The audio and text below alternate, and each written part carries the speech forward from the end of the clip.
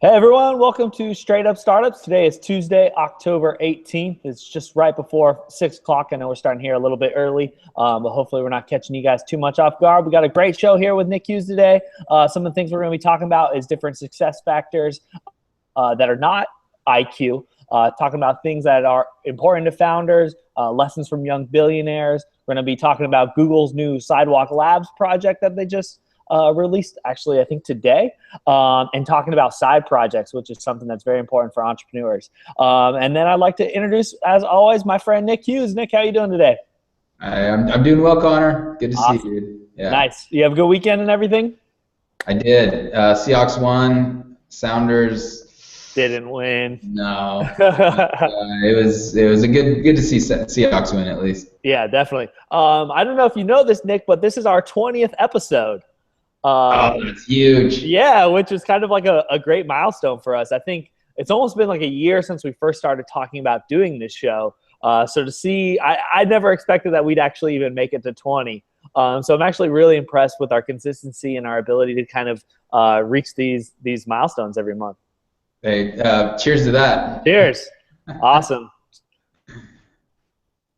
Well, great. Well, let's get to the topics here. So the first topic comes from a new author that I actually discovered this week. His name is Larry Kim. He's the founder of WordStream. He's also a big columnist for Inc. magazine, and he's really into AdWords, Facebook ads, content marketing. And he wrote an article. It's actually the first of two articles we're going to talk about from him this week. And it said the ugly truth about being an entrepreneur. And he kind of lists some different things. And I know we talk about this a lot, but it's always good to hear other people's perspective. But I wanted to ask you, Nick, kind of after reading this article, what ugly truth do you think he hits a home run with here? Man, there's so many. There's just we've anyone that's listened to a number of these and anyone that knows me well enough knows that we talk about this a lot. And I don't think I'm going to hit it exactly right, but I will just tell you that I think the ugly truth that most founders maybe don't fully understand or come to grips with is that the majority of the time you will fail, but that doesn't mean you're a failure, and clearly it means that you're just on a journey. Yeah. And that honestly I think is in my mind, it's the ugliest truth that you read all these success stories, and we're going to talk about another one here soon about these billionaire young founders, and everyone wants to be that. And the ugly truth is the majority, literally whatever percentage it might be, you don't make it. But that's in one try. And I think when you look at what is failure, I think it's just, oh, that idea didn't work. And so you got to kind of readjust and reposition yourself and continue forward and understand it's a journey. And so, I think I could sum it up with that. And I think, a lot of people get too hung up on a failure of an initial idea or, attempt one on a company or an idea. And if I was going to reverse this a little bit, I would say another truth is that continually working towards finding a scalable, repeatable solution to a problem. That's what your entrepreneurial and founder journey is all about. It's not the one idea that is going to totally change the world and make you a billionaire. And so the ugly truth being failure is very, very, very possible and probably going to happen. But the other truth is that repeatable attempts or tries at creating something that is a sustainable business, that's there for you. And that's also a truth, is just continue to try. Yeah, and so the whole concept of being an entrepreneur is it's such a cliche now. All of a sudden, within the last 2 years, it's the cool thing to do, right? Kids go out graduating from college, I'm not going to go get the big corporate job. I'm going to go be an entrepreneur. Where, as I know, Mark Cuban coined the term, be a wantrepreneur. That's what most people end up doing because it is a grind. And a lot of times you're not going to find the success that you expected that you were going to get. You're not going to become big and famous and solve all the world's problems most of the time, because you're right, you're going to fail a lot. Surprisingly, the quote that I loved here the most from this article is attached to our cartoon, said, "The reason I'm successful is because I'm lucky." but I didn't get lucky until I started working 90 hours a week, which is totally true, right? You really manifest that luck based off the work that you put in. And yeah, a lot of entrepreneurship, like the glitz and the glam, are like the parties and the Friday happy hours and the camaraderie, but you don't see the other 5 days of the week when you're at the office at 6 in the morning and you're leaving at midnight on some nights, right? And you're not going home, you're skipping meals, you're stressed out, you're not getting to work out, you're really missing out on a lot of those things that people take for granted with the normal job or working life, because you're really focused on your product and you're putting all that time in, and you're really going to make sacrifices with your friends, your family, your social circles in order to just go for your dream, right, of being an entrepreneur. And so I think just the realization that the hard work is actually in front of you and it's not all famous is really what I think the ugly truth is about being an entrepreneur. Absolutely, man. You're absolutely right on that. It's just it's a mindset, it's a perspective, and this guy Larry Kim. I mean, he's just hit our radar, didn't he? Yeah. So speaking of which, how about you introduce the next article from him? Yeah. So the next one that he's written just this week, actually, 8 success factors not including IQ, and I think he's tapping into something where basically, look, the general consensus or common wisdom has been like highly intelligent individuals are, they work hard, they're incredibly intelligent, and they actually are the ones that turn out to be highly successful, and that actually is not true. And what he's illustrating is that there's a number of things outside of specifically intelligence, if you measure that on a number scale, that lead to success. And I'll throw it to you. Which one jumped out that you found in his list that you identified the most with, or you thought it was most important? Well, first, I think the most important part of his article is that all these personality traits can be developed and enhanced. They're not something that you're born with. They're something that some people might be born better than others, or through their youth or growing up or some of their experiences, they've developed these skills faster. But you can practice and work and kind of make these skills some of your biggest strengths, which I find is really important, that you really need to focus to work on these things. But the two that I think, we talk about empathy a lot, so I'm going to skip over empathy. The first one is openness to experiences. I always think about the movie Yes Man, and you really just have to be very open-minded. The reason why is when you're an entrepreneur, you're always looking for new problems to solve, right? And kind of looking for the next venture that you want to dive into. And a lot of times those problems are right in front of you that you interact with every day in your life. And it's about solving those small problems that might save you some time, or, make you interact with people more, solve some simple problem. That those end up being the biggest businesses. So being open to experiences is really important, because it'll just give you more exposure, open your eyes to other problems that you can find. And then the other one was number 6. I hate this word, conscientiousness. And that's about just being disciplined, compliant, and excellent at planning ahead. This is probably the thing that I'm the worst at. I'm a big procrastinator, kind of waiting for the last minute to go. But kind of having a plan and a routine and setting those things in place, and having that self-discipline are going to go really long ways to being a successful entrepreneur, because you'll be more organized, people will follow you, they'll be more organized. It just makes your entire process more streamlined. What about you, Nick? What do you think? Yeah, I identified with it was growth mindset, and look, no matter what quote your IQ is at, having a mindset of literally every single day growing, like you are better today at the end of the day than you were when you woke up. Having just a perspective of that, having a mindset of I might read an entire book, or I might just read one page or one article that makes me better and puts me in a better position than yesterday. That I think is really an incredible success skill set. And clearly that's what we're doing with Founders Live. We're creating an environment and a place that can, actually if you look on the homepage now of Founders Live, it says where world-class entrepreneurs and founders are made. And that's what we're doing, man. We're creating this space where we can all become better each and every day. and that's a growth mindset, and that, I believe, is the foundation. If you're going to be great at anything, you have to accept that you're not great yet, or you're going to be better at the end of the day than now.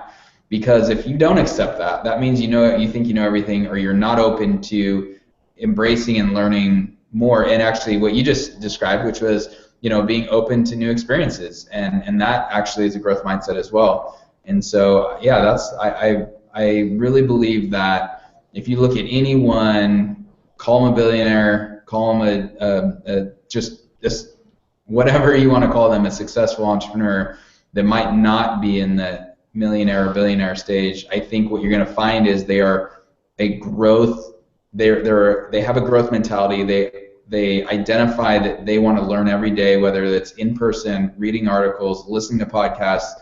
They absolutely open up and become a sponge, and that to me is really helped me, and I think that is something that you have to have if you're going to be successful. Yeah, I think that improve 1% every single day is really a very strong leadership quality that's important to have at a startup, right? When you go in, especially on Mondays, right? Mondays are really the day that you need that reminder of like, let's just improve today, because then when we get to Tuesday, we get to Wednesday, Thursday, Friday, even if that's only 5% improvement, that ends up being a 20% improvement over the month, and exponentially over the course of the year. So you actually can make big gains. But this article is great. It's all about intelligence is what seems to be the quality that takes people so far, but it's actually the hard work and the strong social skill development, which are the keys to reaching the top of the mountain, as they say. So the 8 traits that he talks about here that you guys should dive into: self-regulation, growth mindset, resilience. Number 4 is passion, empathy, conscientiousness, openness to experience, and social skills. All those things you can work on will make you a better entrepreneur, make you a better manager, make you more successful in any business that you're doing, whether you're an employee or a founder. But speaking of very successful young founders, there was an article. Wow, I thought that we only had 2 Larry Kims, and I guess I was wrong. This is the 3rd one. But he posted an article earlier today, and it's the 5 life-changing lessons from the world's youngest billionaires. So he quotes Drew Houston from Dropbox, Anton Catherine Jr., which is from Catherine Work. I think it's Work AG. Mark Zuckerberg, obviously. Dustin Moskovitz, which was a co-founder of Facebook, and also Asana, and Perena Kai, who I had no clue about. I don't think a lot of people know, but they're the majority owner of Logan Property Holdings, I believe out of Hong Kong. And so, Nick, what life-changing lessons gave you a good impression here? This is interesting. I walked away with this. From this article, I walked away with a few different thoughts, and one, I think I just have to point it out before I answer. It's interesting he chose these people. Like 2 out of the 5 were on the Facebook team. Yeah. 2 others out of the 5 have inherited their billions. Exactly. Okay, so lucky sperm club. There you go. Exactly. Yep. And then the other one is Drew Houston, who is CEO and co-founder of Dropbox, which is I think we all know or are familiar with Dropbox. So yep. I just had to point that out, that I'm not sure how much can be taken from almost half of them were inherited, so they're basically like, well, let's hope you just don't lose the billions. But inevitably, I think what you're going to take away is that, like, what Zuckerberg said in the article, or that he pulls a quote that basically says, look, the world is moving so fast that you can't afford not to take risk. Like, you just, it is inherent in the way you live, and if you're an entrepreneur, your way of life should be evaluating risk and figuring out what risk you should take, and then going back to what we talked about earlier, understanding that there's failure in that. There's possibilities it's not going to work out like you wanted to, but taking the risk is absolutely what you need to do and should do, and failing, there's the word, failing to take the risk, is never going to put you ahead. And when you you look at those billionaires on the page, they all, well, excluding two of them, Yeah. they all took risks enough so that they put themselves out there, created value in the business, and now they are very wealthy and very successful. But that stood out to me. Is he's absolutely right. You have to 100% identify an area to take a risk, and then understand that there's a possibility that it's not going to work out, but the upside is pretty damn high. Yeah, I was actually going to point out the two exact things that you said as well, related to two of the co-founders of Facebook, and then two who inherited their billions, more or less. So it's very interesting how he pulled this information together. But he got 2 out of 3 really good articles, so we'll give him some credit there. But the things that did influenced me was first from Drew Houston of Dropbox. He was talking about the people around him, and first his quote I thought was very interesting. He says that you're the average of the 5 people you spend the most time with. And so just reflecting on that, about who are the 5 people that I spend the most time with, like a bunch of my coworkers and my significant other, and just really about how influential those people are. And I think that's a good concept to think about, with surrounding yourself with the people that you want to be surrounded by, that are going to help you achieve the goals, whether in your professional or your personal life. But surrounding yourself by the right people is very important to accomplish those goals, because they're going to lift you up. The other one, which really shocked me, was the Parena Kai of LGH. And there isn't a known photograph or like a confirmed photograph of her. And in today's world, that's just insane to not have a verifiable photo of someone who's a billionaire, right? Mainstream, running a company. It almost made me sound like maybe it's not even a real person, right? It almost sounds like it's a fake personality they set up so they could like keep that in the dark and have someone be leading it. But not a picture. Like, how are you in the technology age and cell phone and selfie days and TMZ and everything, where you don't have a picture? That is an inspiration to me. If you can keep yourself online and get your billions and be successful and run your company, it's one thing. They got gifted the company. The other thing is to keep it going and keep it growing. I thought that was pretty incredible to not have the press not even know who she is. Oh, yeah, I think that jumped out at me too. I mean, that's strange, but I think we all, China is a strange place in general. Very So true. Very true. letting out. But hey, we're going to move on to actually just kind of jumping around a little bit in the list. There's an article here that talked about basically investing in your education and personal growth and personal education every day. Going back to what we talked about earlier, is one of the success traits. And I just want to throw it out to you, Connor. Like, what do you find you are doing that is the best investment in your education? In my education, well, right now I'm in Harvard's CS50 class. It's a free class that they stream. You go in it in live time. So the professor, they first started it was the #1 class at Harvard, Intro to Computer Science. Then they started streaming it, so the students didn't have to come to class. Then they got Yale to have a simultaneous class at the same time, where they taught on Wednesday at Harvard and on Friday at Yale, and kind of had this interesting dynamic. Now they've opened it up to the whole world. Anyone can do it. So that's actually the big thing that I'm investing in right now. But diving in has really been the big. I have a couple different side projects where I'm helping companies develop marketing plans, social media plans, and building out their website on their content marketing strategy. And it's been fake it till you make it, especially with building any WordPress sites. It's just about diving in, learning, using Google to your advantage, using WordPress. So I would say, yeah, being in Computer Science 50 at Harvard, as well as just like learning by doing on WordPress, has really helped me. But what about you? What are you doing to increase your education every day?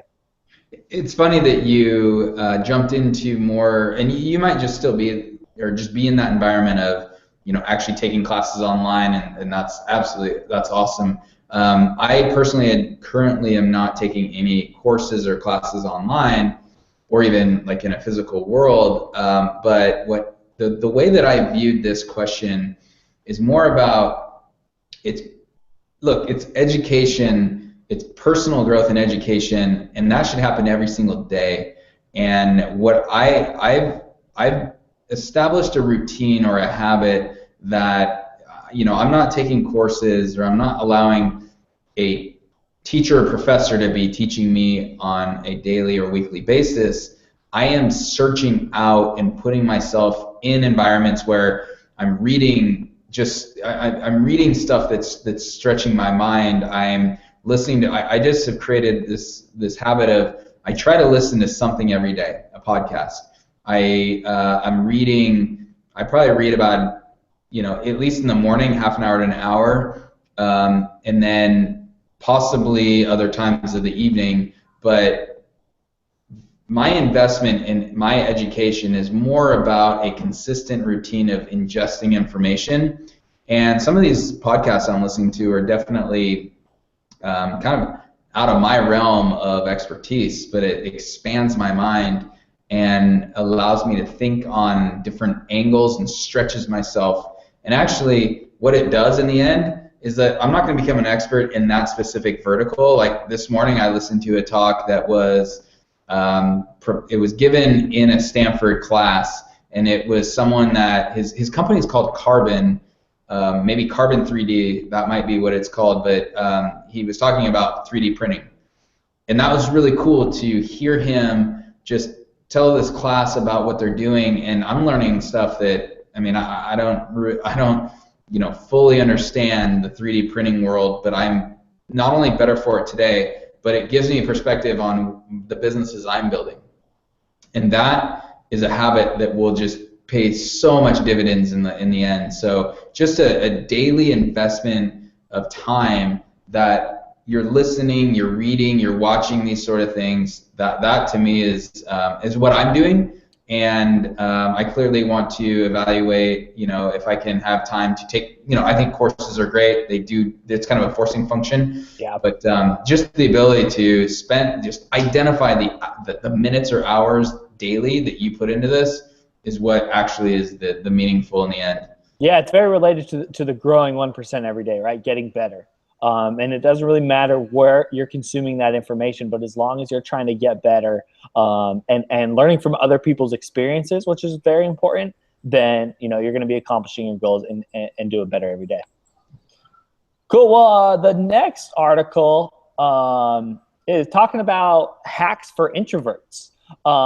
So yeah, with Larry, what he was talking about, he gave 7 tips for helping with networking. And I know this is something you and Nick, we're both pretty extroverted and outgoing personalities, so it's not as difficult. But I know, especially in the tech world, there's plenty of situations when we go to happy hours networking events and we have this awkwardness dealing with people. So what do you do to either break the ice or be more comfortable or to accomplish your goals when you're going to meet people that you don't know? The one that jumped out at me, I think it's great on this article, was inevitably it was make it about them. Yeah. Or be interested in it. Like, to say it differently, if you're at an event and clearly I understand it, like it can be nerve-wracking, and look, I'm probably one of the more extroverted people that but I have trouble if I'm, let's say I'm in a new city and I'm gonna choose to go to an event, or for some reason I'm there for work, and I'm literally like I am there and I don't know anyone. That is not the easiest place for me to be, and I'm pretty good around people, and so that's a challenge, right? And so I think what jumped out here was make it about them. So when you approach someone or someone approaches you and you start interacting with that individual, your mindset is, I just want to ask them questions about what they're doing and make or allow them to talk about themselves. And people love to talk about themselves. And you'll notice this because when people ask you what you're doing, you'll start chatting their ear off. Yep. And so if you're having trouble at an event, a simple solution is just throw it back at them. Hey, so tell me what you're working on. And just that question will buy you another 5 or 10 minutes to get a little more comfortable. And I feel like that is an incredible hack to just become more comfortable in these networking events. And what happens is you also, I actually think in percentages, I really try to, this is funny, but I try to think about in every conversation I have, I want them to be talking the majority of the time. Like, Mhm. are they talking 75% of the time? Yep. And what happens is they will feel more comfortable talking and telling you about what they're working on, and they leave the conversation at some point and they're like, wow, that was fun, that person's great to talk to. And it's because they just talked your ear off the whole time. And so I mentally, like, I just, like, thinking like, okay, I want to give them the floor and have them talk. And so I find that it makes me more comfortable when I'm pushing the questions to them and they're chatting my ear off. Yeah. So some of the things that I thought were important, I thought it was interesting. He said, "Have a drink, the good kind." I really like having a drink in my hand. It doesn't have to be alcohol; it's a water, but just holding something always makes me feel a little bit more secure with the surroundings for some reason. Maybe that's because a lot of the events happen within a bar environment, and it's just very commonplace. But it's something that keeps your hand steady as well. I'm a very hand centric person. I always move my hands around while I'm talking, so it can kind of reel me in a little bit. But I think body language and smiling are some of the most important things that you can do at this event. By smiling at somebody, it really breaks the ice immediately and makes people a little bit more open for you to come talk. Even if it's just like out of the blue saying hi, a smile can really make a quick connection with someone that builds trust. But the big thing that I like to do, and I know I do this at Feature Friday a lot, is if I'm in a one-on-one conversation, it's really hard to get out of conversations, right? Because you kind of like, we're having our thing here and there's all these people going around. But if I just break up, I don't want to ditch you, right? I feel bad just leaving you hanging. But I always like to open up my shoulders a little bit to be inviting to get other people in. There's always, whenever you're at these events, there's always someone who's standing by themselves. So I always like to open up my shoulders and kind of have an invite. And if someone's standing around, like, invite them to come jump into the conversation, because that just gives more chance for other people to speak, more dialogue, more chance for different topics and categories that can keep the conversation going, because sometimes it gets stale with one-on-one. So that's something I really like to do, is kind of open myself up and try to get other people in the fold, because then if you do want to get out of that conversation, you know that you've kind of got a replacement in there for someone else to jump in. That's a really good suggestion. I've noticed that as well. I mean, I'm very aware. I'm like watching Yeah. people all the time, and it does bother me when someone doesn't do that, or like they're totally closed off, or if they're talking to me and they're closed off, and then someone else approaches, there's just body language stuff that being aware of that really helps. And I think what you also mentioned, I would suggest another thought is just closing things the right way, right? Like, Yeah. I really, if you're in an event like this, taking 20 to 30 minutes of someone's time is not the right thing to do. Making a connection, if you need to trade information, that's great, but 5 to 10 minutes, and then saying, hey, I'll look you up, or let's follow up with a coffee, or whatever that needs to happen. That just being able to quickly close out in a very authentic way, as opposed to standing there for a half an hour, and this person's probably been wanting to leave for 15 to 20 minutes. So yeah, just finding the right ways to actually, like, close out that conversation and move on is really important. But hey, we're gonna move on to this next topic, kind of actually really changing subjects here. But Google made some announcements around their Sidewalk Labs initiative, and I think I'm going to throw it to you real quick. Tell us a little bit about what Google's doing. They have their hands in everything. Not only the house they announced last week, but now they have these, like, smart city initiatives.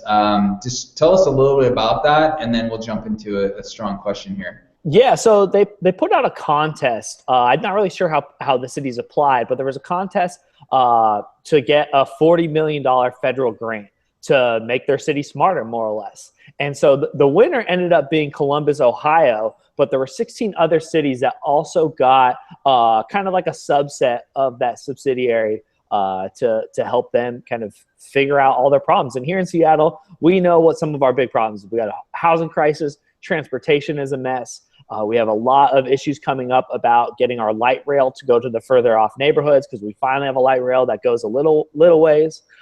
And so I thought it was interesting that Google has really been the first company that has reached out directly to the cities, or at least publicly, been trying to reach with the cities about not doing something so salesy. It is a good PR move for them, but it's really about making our cities more efficient and caught up with the technological world, because every day government falls behind. The government is never going to be responsible for keeping up with the technology advancements. And especially as driverless cars keep moving forward, the cities aren't going to be able to handle it if these things really are going to be launching in 5 years.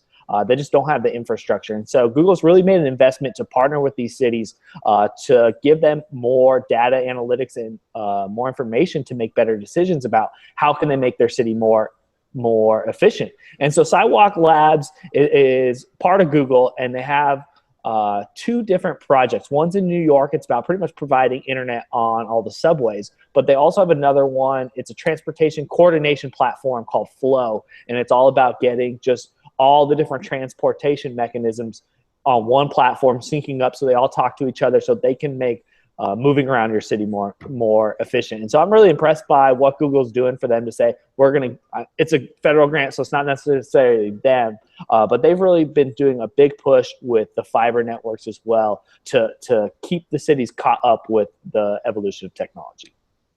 Yeah, and I mean, you mentioned something really interesting, which is if you think about it's inevitable, but we don't know how many years all these cars, these very smart autonomous cars, are going to be driving around our city streets. And think about that for a second. It's basically a data collection machine is going to be driving around. Why shouldn't our cities be hopefully as equally intelligent? Because then now you have data collection coming from both sides, and there's a lot more that can be determined. And so what I mean is, like, I'm talking about, like, you know, some like receptors or sensors that are on the streets that are tracking these things, or on the curbs, or anything in that realm. And you know, we don't know if this is happening right now, but I think not to repeat what I said last week, but look, there's a little bit of like, geez, you know, like how far is Google going to go here, and how much data and surveillance are they going to have? So that's one question, and it's scary. But on the flip side, it might just take someone like Google to come in and really help cities and the government and all the slowness of the way that they operate, to help them along and provide the infrastructure that these cities need to keep in step with the development in the private sector. You know, Uber will release these cars, Tesla will have these cars, maybe or maybe not Apple will have these cars, and whoever else will have these transportation mechanisms that are highly intelligent and they're autonomously running around. Our cities should be also technologically advanced enough to be collecting that information and actually doing something with it. And so if it's Google that helps them, I hope so. But I'm also scared about the other side of the coin. Yeah, because they get a little too big brothery there. I just feel like a startup can't do it.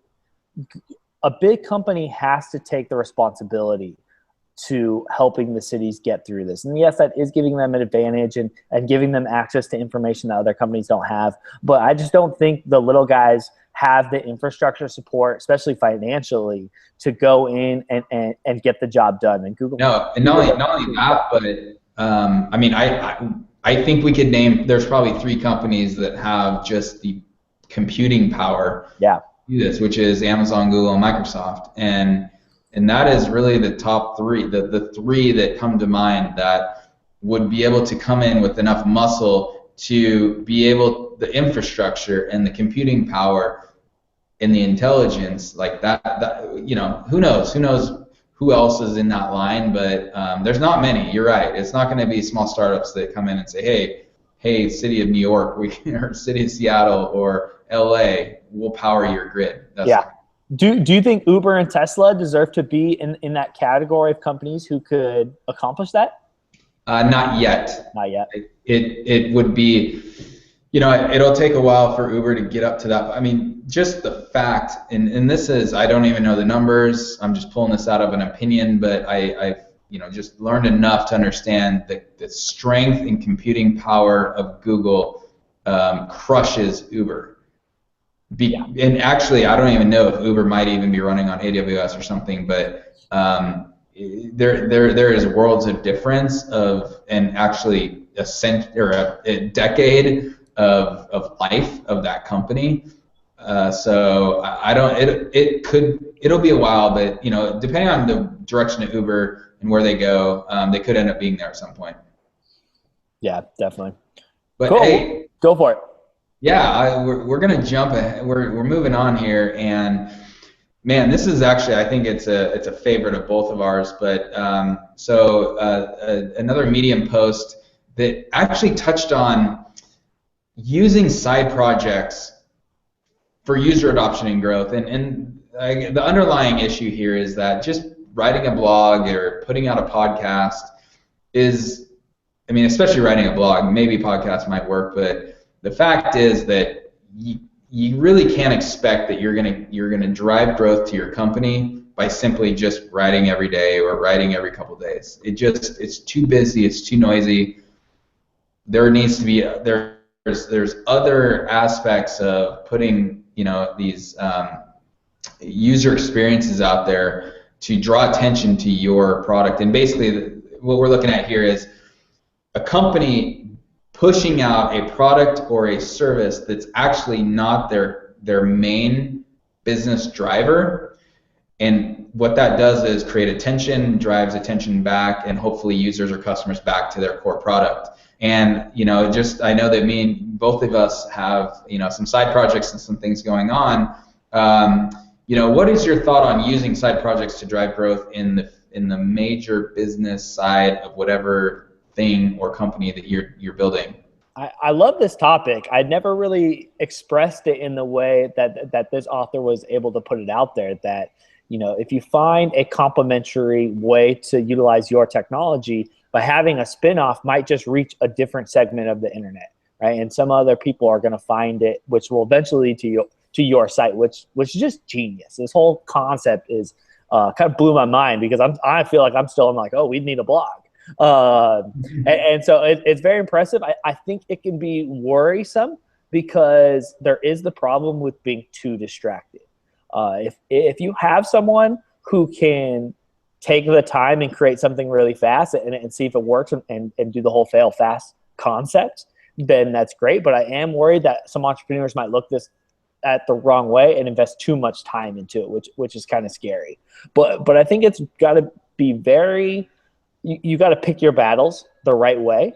But it's always about, you have this product, you might have a customer. It's almost like taking a pivot, right? And putting a test site out there. Are people going to come and are interested in getting this kind of content that we're already creating here? We're just going to present it in a different kind of way. So it's really interesting. The two companies that were example were Crew and Buffer, which are both like big content communities, and so they have kind of the expertise to be able to do something like that. I kind of see it can be difficult, especially anyone in the hardware sector. That like I'm trying to think about it for my business, and I'm really struggling to think how I could launch something. But if you do have a way to utilize your technology and maybe reach different customer segment or market it in a different way, you should at least test it out and see if it's going to drive some traffic to get back to you. I think it's a genius idea.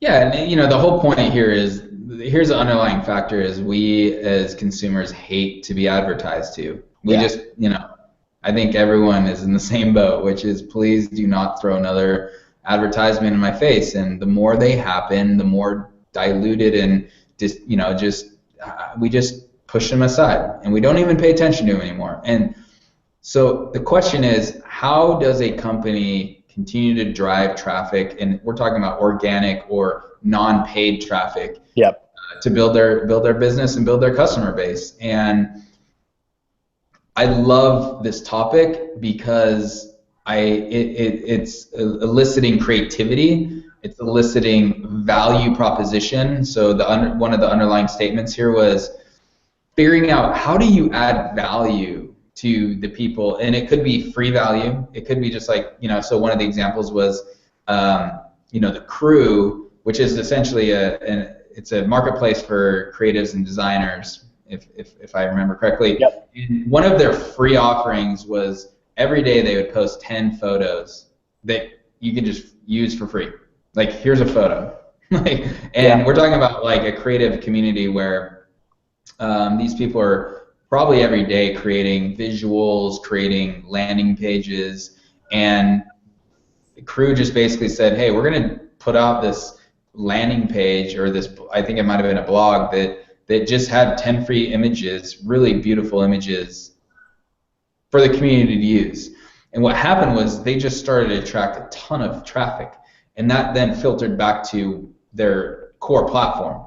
And so it's like a channel. It's a new user acquisition channel that people are like, man, they're giving this away for free. Wait, what is this? What did they actually do? And now they fell through the filter into maybe more of a paid acquisition of a new user, a new customer. And that, you can expand that to almost anything. You just have to be creative enough. And some of the things that we're thinking about on Founders Live is in this direction of like, how do we expand out of our internal community? How do we put ourselves in new channels?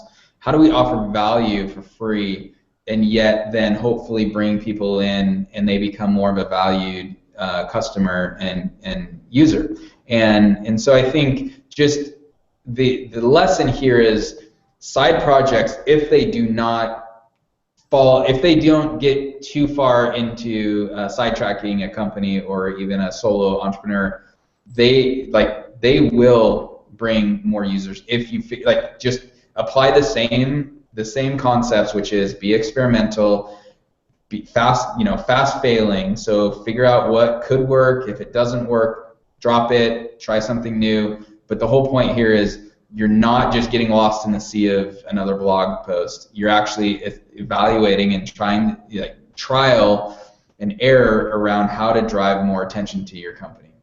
Yeah, I think just trying these things and being experimental, right? It might bail you out one time. It might create the pivot that you need. It might help you find the problem that you better solve, or find the better customer for what your product's looking for. So yeah, I think it's all part about keeping an open mind to finding something that might work better than what you're currently working on. Absolutely. So for the last topic we have today, it actually came from Founders Live, and I believe his name is Ranjit. Mm-hmm. And he brought up an article that he found on LinkedIn, and it was called "The Unique Things Great Bosses Do Every Day." And I'm not sure if he just copy and pasted the link. Was that what he did, or did he add some content to it? Yeah, I think it was just, I think the content was copy and pasted. Okay. So Nick, what did you think about this article, and what do you think makes a great boss? Yeah. First of all, like, this article is actually pretty long, and it dives into the aspects of great bosses versus not. And the thing that stood out to me, man, was it's not that great bosses bring out the best in people. It's bad bosses bring out the worst in people. Yeah. Dude, that's crazy. And you think about that. And it's so true in the sense that the moment that in an employee's eyes, they do not like their boss for some reason, and most likely it's going to be the boss is doing something, or is behaving in a way that's not very much appreciated. They've now flipped into, in the employee's mind, they've dropped into the bucket of, there's like frustration, and there's the resentment. And what happens is, through those frustration and resentment, that employee actually chooses to not be a good employee, or put forth effort and whatnot. So the lesson here is that it's not just strive to be a great boss. It's actually, if you are a bad boss for one reason or another, you're not getting great things out of your employees at all. And they're like frustrated, they're pissed, and they're retaliating. And so that jumped out at me. I was like, oh my gosh, that's so correct. And so the article goes through and talks about what good bosses, or what great bosses do. And I'll say one thing that really hits me is, it's just, there was about 8 things there that you could sum up into really being considerate and courteous and thinking about others before yourself.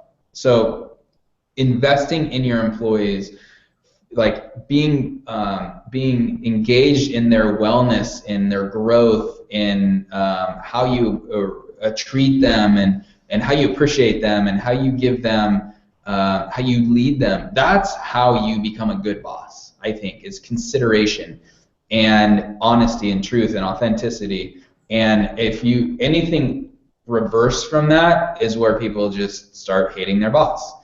And so I think that comes natural to some people, and you know, the good things come natural to some people, and some people really struggle with this and maybe they don't know it. But in the end, being a good boss comes down to just respecting and empowering your employees. That's Yeah, it. spot on, spot on. And I thought the same. It's so interesting that the bad boss is far worse than the good boss is good. And it really has a much more significant impact on the company, on the team, when the boss is bad versus having a good boss.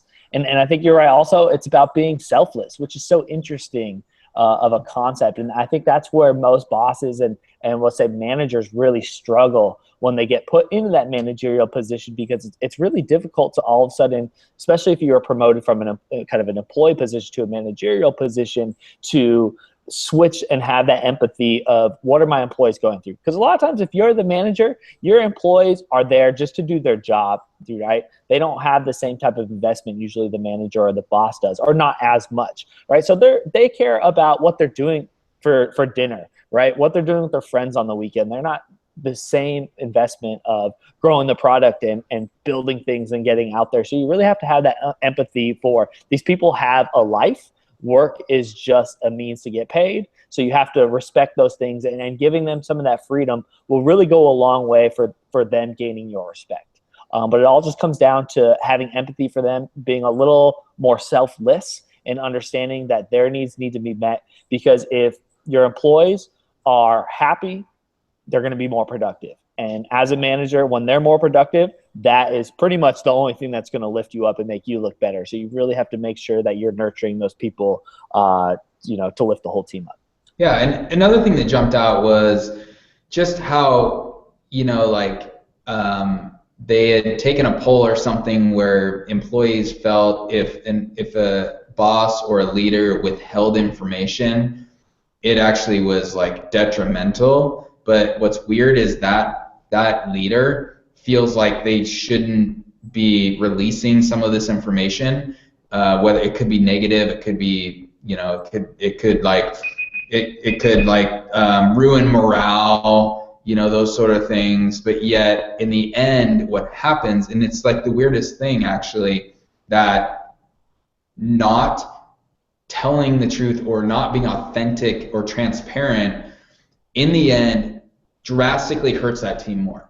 Yeah. Like the employees resent, and especially if they find out later, you know, it's like, so being vulnerable and just opening up and saying like, hey guys, like here's the deal, like this is what's happening.